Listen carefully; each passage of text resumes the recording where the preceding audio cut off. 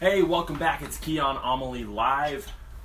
I, of course, am your host, Kian, and I am so glad that you are here with me today.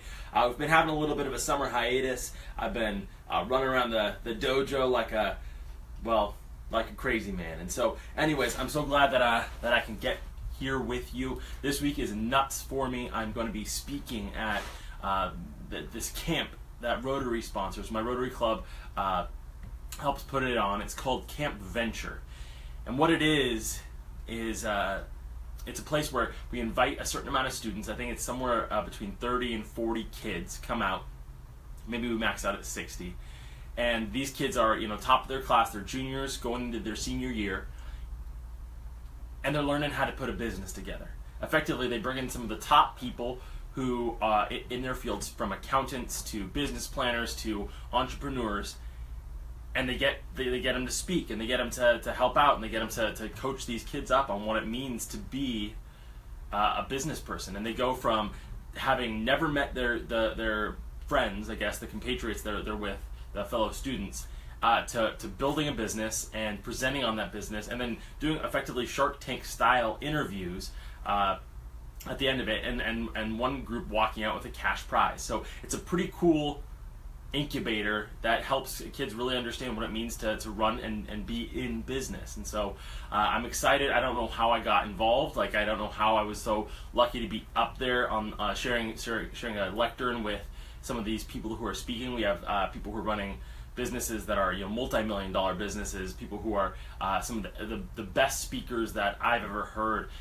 speaking to these kids, and it's all free for them. So what I wanted to share with you, I have to practice my speech, and this one is it's one of my favorite speeches. Well, I've never given it before. This is a rewrite of it. So this is a preview. So you're going to get a little bit of what they're going to get at Camp Venture. What I get brought in for, why people want me at Camp Venture, and what I get all the time is, hey Kian, you are so on fire, you're so lit up, you get people going, you get them excited about life again. Can you teach us about passion? And passion to me is one of those funny words. Like if you look at the dictionary definition, which I pulled up here, it says any powerful or compelling emotion or feeling as love or hate. That's kind of the dictionary definition. And I can't teach people about compelling emotions. That's not it to me. That's kind of blah blah blah to me. Another definition is strong amorous feelings of desire, love, strong sexual desire, an intense or experience of strong love, a person toward whom one feels strong love or sexual desire. A lot of it has to do with sex and the body and emotion, but that to me is a bunch of noise, especially when it comes to business and when it comes to life. Like I understand that sex is a thing and that people should I have a kid, I have a wife, and we'll leave it there. But what I don't get is people they're like, oh, you gotta be passionate, you gotta be this, you gotta be that, and they don't really have a good grasping of what passion truly is. And to me, passion, when it comes down to it, is this: it's suffering. It's the thing that you are willing to do almost anything for, that you are willing to die for, that you're willing to hurt for, that you're willing to put yourself through terrible situations because you love it so much. That to me is passion.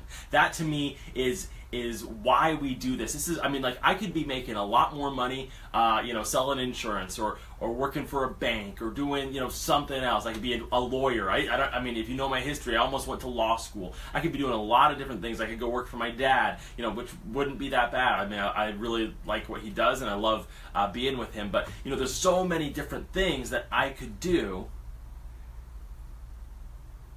But I love this. I suffer for fitness. I suffer to help people. This is my calling. This is my passion. And so that is what I'm here for. You look at the greats of this world. You look at Rocky Balboa. That guy, look at Sly first. That guy was willing to suffer, willing to take less money for this deal because he loved the idea of his movie, and his passion was Rocky and him starring as Rocky and him being Rocky. Then you look at the actual character of Rocky. That guy fights and suffers because of the passion. That's what it is. That is what passion is. You look at the greatest last place finish of all time. This is John Stephen Akwani, and this was the Mexico Olympics.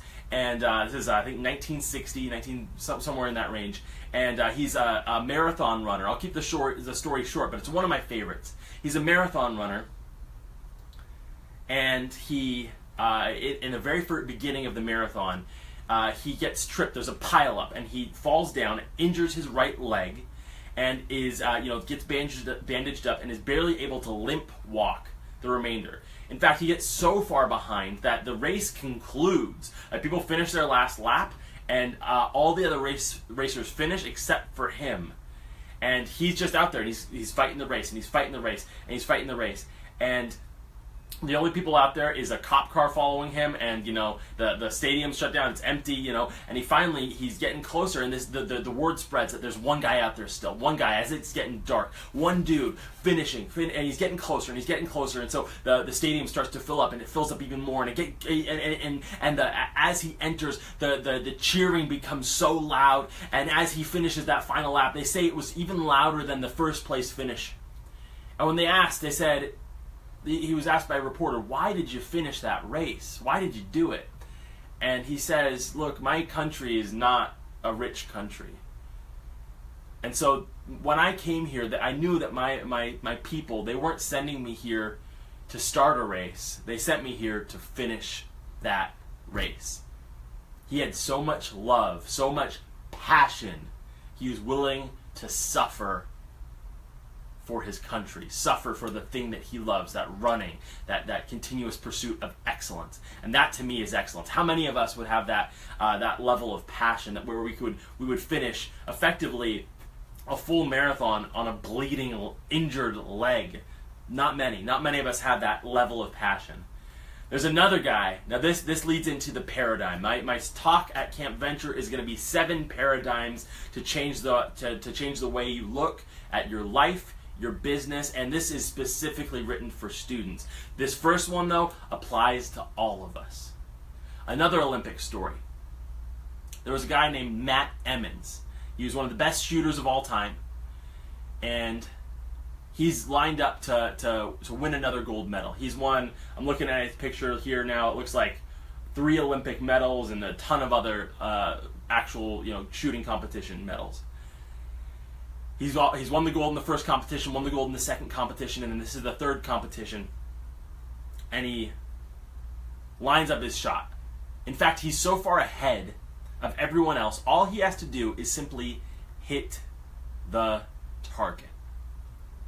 He lines up, gets the gun up there, does his breathing, and at the exact right moment, bang! And that shot, Matt Emmons' shot, took him from first place to off the podium, not even medaling. But he hit the target. He hit the bullseye. How'd that shot take him down? Well, he was aiming at the wrong target. He was looking at someone else's target. He was looking at someone else's. Have you ever seen that moment where you're like you're going through life and you're getting the degrees and you're getting to that point in your life where you're like, yes, I'm finally there, and you get there and you realize that you were doing it for someone else. You were doing it for your coach, your teacher, your parent, whomever. Your target was set wrong, right? And that's the idea, is that when we focus on the wrong targets, we never get to where we need to be going. Look at the idea of a paradigm shift. What we're looking to do is we're looking to give you some views of things to help you look at things a little bit differently. So this first paradigm shift, looking at the wrong target. I think in this society, most of us are selfish. We want to take selfies all the time. We want to do Facebook Lives like this all the time. We want to do stuff that's just surrounding us and being around us, and always about me, always about the things that I'm doing and what I have going on in my life, and especially my generation, man. I mean, you look at the Facebook posts and it's all about me. It's all about what I got going on. I'm not calling you out to be a jerk. I'm calling you out to say, hey, look, it's time to stop being so selfish. I mean, you look at the social media stuff. We've got Facebook, YouTube, Twitter, Instagram, Snapchat, Anchor. Like, all this is designed to make you more and more narcissistic. The thing, though, that I want you to think about, though, is everyone around you is hungry. They're hungry for help. If you think about the people in your life, your kids, your spouse, your parents, your friends, your coworkers, your customers, they've all got this tattoo on their forehead. For some of them it says loser. Some of them it says not worthy. But underneath that it says help me. It says I need you. It says, hey, could you please come and do something for me? Could you be the person who could bring something great out of me?